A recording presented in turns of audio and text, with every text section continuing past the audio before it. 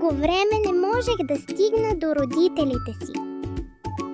Мама и татко се влюбили един в друг и наистина исках аз да се появя по-скоро, но дълго време нищо не се получаваше. Помолиха да им помогнат. Добрият лекар каза, че знае как да ни срещне възможно най-скоро и се обади за помощ на сурогатна майка.